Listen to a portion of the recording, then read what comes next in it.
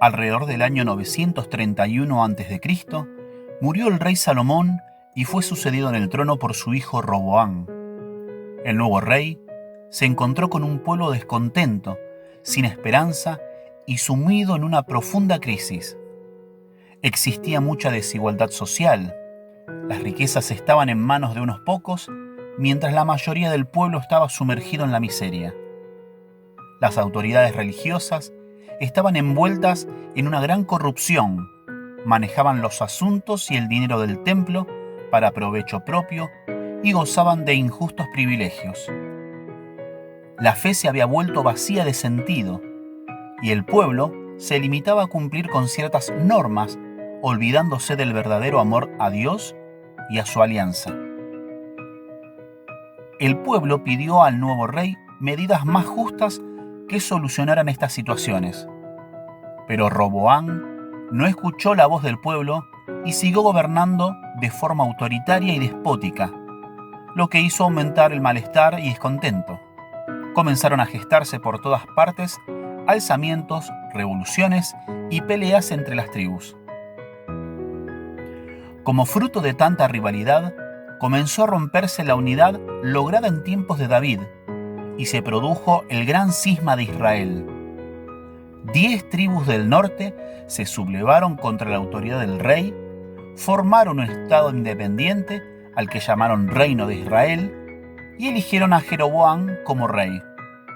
Solo 2 tribus en el sur se mantuvieron fieles al rey Roboam, formando el reino de Judá. La división fue desastrosa y significó un gran debilitamiento para el poder del pueblo, que se vio envuelto en continuas luchas. Muchas veces tuvieron que recurrir al poder de pueblos vecinos para combatir unos contra otros, y así fueron convirtiéndose en presa fácil de los imperios de la época, que no tardaron en invadirlos. La injusticia y el desastre cundían a lo largo de los 2 reinos, y ninguno de los 2 reyes pudieron hacer nada para mantener la unidad y la fe en el Dios de la alianza. En medio de tanto desastre, surgió con fuerza la voz de los profetas. Eran hombres elegidos por Dios para hablar al pueblo en su nombre.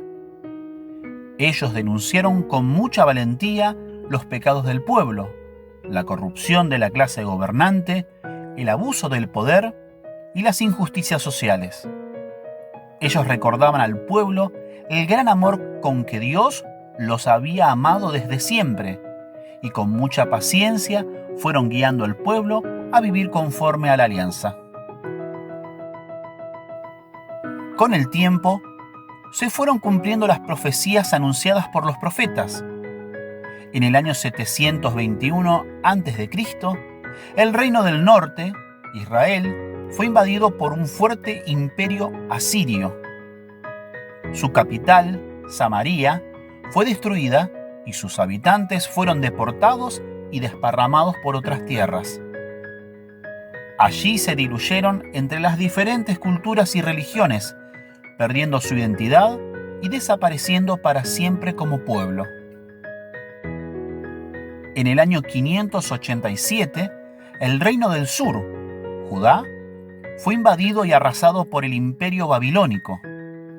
Su rey, el terrible Nabucodonosor, puso sitio a la ciudad de Jerusalén y después de conquistarla, la destruyó.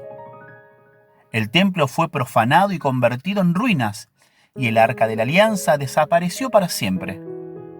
Muchos hombres y mujeres murieron en la invasión, y los que quedaron vivos fueron deportados a vivir como cautivos en la ciudad de Babilonia.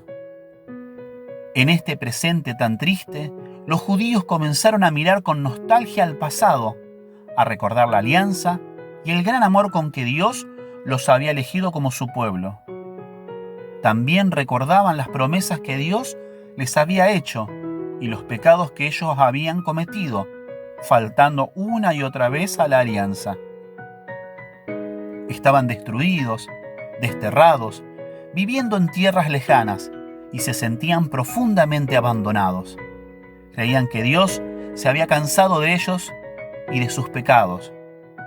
Todo parecía perdido.